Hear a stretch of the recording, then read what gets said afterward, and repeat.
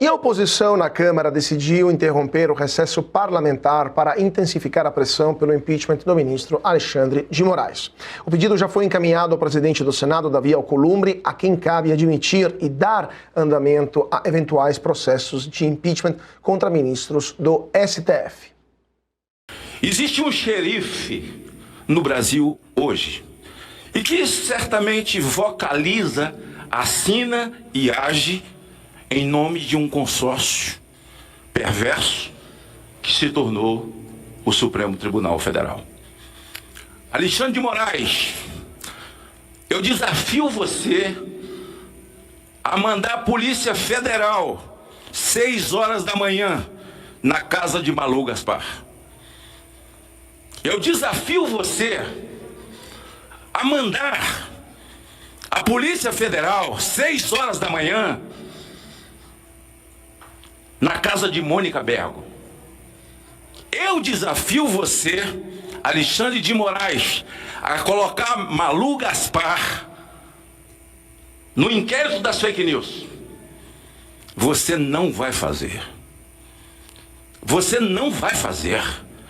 Porque se você fizer, você sabe que a casa vai cair mais rápido do que já está caindo. E atualmente, mais de 80 representações contra Alexandre de Moraes estão paradas no Senado. A oposição afirma que vai articular apoio entre deputados e senadores para tentar tirar o pedido da gaveta.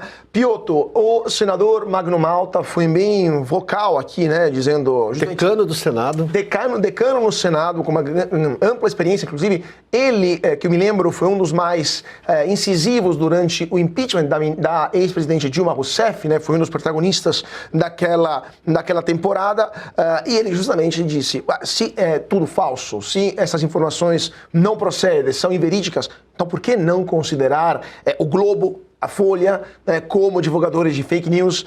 Por que não incluir Malu Gaspar, Mônica Bergamo no inquérito do fim do mundo? Cadê a Polícia Federal nas redações para vasculhar e obter documentação eventualmente falsa? Cadê as agências de checagem sempre onipresentes?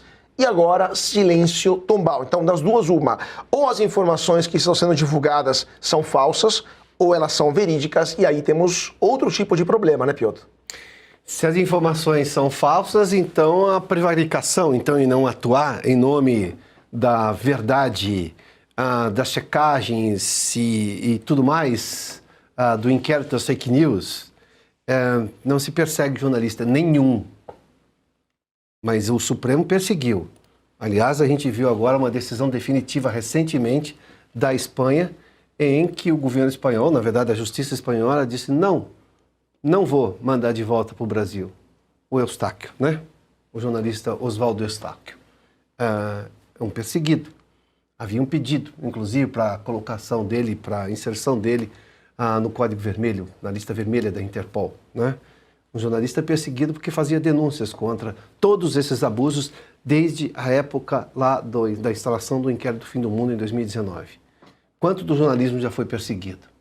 Mas agora nós estamos vendo alguns veículos que também, convenhamos, como veículos, se abstiveram, se omitiram de denunciar todos aqueles absurdos desde 2019 que nós estamos denunciando há muito tempo aqui. Começou lá esse drama brasileiro. Essa bagunça institucional. Mas chamar de bagunça seria muito generoso. Nós estamos falando de crimes contra a Constituição. O doutor Ulisses dizia que traidor da Constituição é traidor da pátria.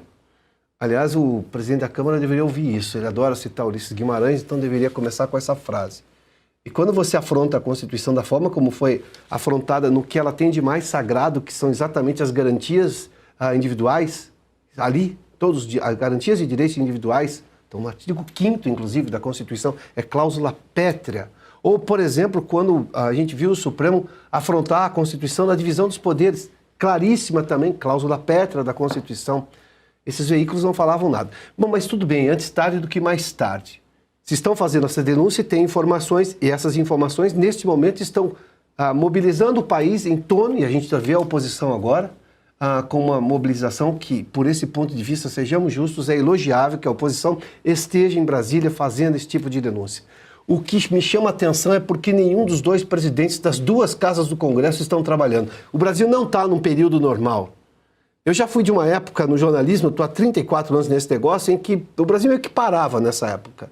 Não tinha noticiário político, tudo bem, não era o tempo de redes sociais, a internet não era tão poderosa como agora, o jornalismo digital não existia. Mas isso tudo está acontecendo agora. Por que o Davi Alcolumbre não está em Brasília? Por que não abre uma sessão extraordinária e debate? O Congresso está lá. O Congresso é o primeiro poder, porque ele fiscaliza tudo, ele tem poder para fiscalizar. Começa um processo de impeachment na Câmara de Presidente da República. Um impeachment de ministros do Senado, uma investigação de ministros do Supremo Tribunal Federal, começa no Senado. Ou seja, ele tem poder para investigar os outros poderes. Mas não, a gente vê esse silêncio. Foi do Alcolumbre, não foi, Cauti, que disse que nem se tivesse 100%, 81 votos, incluindo o dele, não abriria um processo de investigação. Só que de lá para cá, quantos abusos mais foram cometidos? E agora, nós estamos falando de um escândalo. Porque se o ministro Moraes divulgou uma nota negando qualquer problema, e a gente vê a PGR não querendo sequer investigar, o Banco Central não divulgou uma nota dizendo não, nada antirrepublicano ou não republicano foi discutido. O Banco Central não tem uma nota dessa. E a outra parte precisa se manifestar. Daí que vem o poder da PGR para iniciar uma investigação, mas o Procurador-Geral da República, Paulo Gonet, não viu densidade na denúncia para ir adiante. Incrível, né? Prende-se pessoas, condena-se pessoas, põe de trás das grades pessoas por provas que não existiram, numa alegada tese do golpe, que não existiu, porque não teve golpe. Mas agora, com todas essas evidências, ele não vê densidade para ir adiante. Eles acham que estão enganando quem? Ana, também quero te ouvir sobre esse pedido de impeachment, essa interrupção do recesso parlamentar por parte da oposição. A gente viu o senador Magno Malta, também vimos, quem falou foi o deputado Marcel Varraten, também foi bastante duro contra o ministro Alexandre de Moraes, entre outros parlamentares que falaram hoje lá no Salão Verde do Congresso Nacional. Agora, como o Piotr estava falando, temos um presidente do Senado que já disse que mesmo se 81 senadores assinaram o pedido de impeachment, ele não vai calendarizar isso. Então, o que fazer para que o Supremo sinta a pressão que vem como previsto pela Constituição do Senado Federal? Cauti, era exatamente o que eu tinha anotado aqui, ó. Alcolumbre não vai pautar impeachment nem com 81 assinaturas. É exatamente o que eu tinha anotado. Ele já disse isso. Ele disse isso em agosto desse ano. E aí?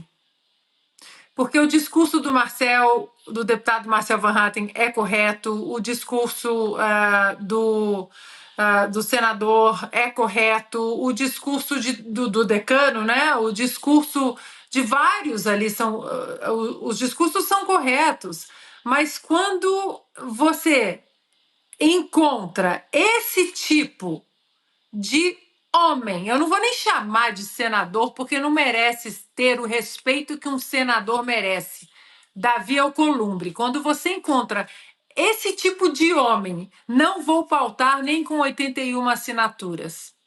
Uma pessoa que é totalmente emaranhada no sistema corrupto do Brasil, nas entranhas que rolam nos bastidores, no troca-troca da política, e não estou falando daquelas que são republicanas, né? A política toma lá, dá cá, dá um pouco aqui, dá um pouco ali. Mas por quê? Não vai pautar? E se, de repente, né, nós encontrarmos 80 assinaturas, ele pode sentar lá na cadeira dele. 80 assinaturas, impossível. Por que não vai pautar? E se tivermos 45, 50, porque a pressão está aumentando, nós estamos falando desde o início do programa, o sistema está se voltando contra Alexandre de Moraes. Agora a Globo já fala, é Malu Gaspar, agora o Estadão já fala, agora comentaristas da Globo News já falam que é absurdo, não pode mais isso e tal. A questão é que, assim como nós não sabemos até hoje por que a Magnitsky foi tirada, porque as sanções foram tiradas de Alexandre de Moraes, o que Donald Trump teve em troca, o que Lula deu para o governo americano, eles que falam tanto da soberania, a gente não sabe, até hoje, ninguém sabe, difícil penetrar né, na muralha que protege essas informações. A questão é, até quando esse sistema Globo, Estadão, Globo News, esses que agora estão falando, até quando e até onde eles vão entregar a sujeirada toda? Porque em algum momento pode ser que eles recebam alguma coisa de volta. E aí eles vão cessar? Ou eles vão seguir fazendo o jornalismo investigativo? Haverá essa troca? Nós estamos falando de jantares completamente sem vergonha, sem escrúpulos em Brasília. Então, até onde, até quando o sistema não vai permitir que Alexandre de Moraes continue seguindo nesse caminho? O Piotr estava falando sobre o Banco Central, o independente Banco Central, que se tornou, aos olhos do mundo, independente e de uma forma muito positiva durante o governo do presidente Jair Bolsonaro. E agora? E se acontecer de o sistema voltar atrás? Como fica o Banco Central brasileiro? Como fica o sistema brasileiro, a economia brasileira perante o mundo? O Banco Central não vale nada. O Banco Central é mais um bonequinho ali político na mão de inescrupulosos. Então, Cauti, Piotr, a questão é, eles vão autorizar, eles que eu digo o consórcio de imprensa, eles vão autorizar essa prostituição jurídica até quando? Até onde? Alguma coisa vai ser em troca para que cessem essas investigações?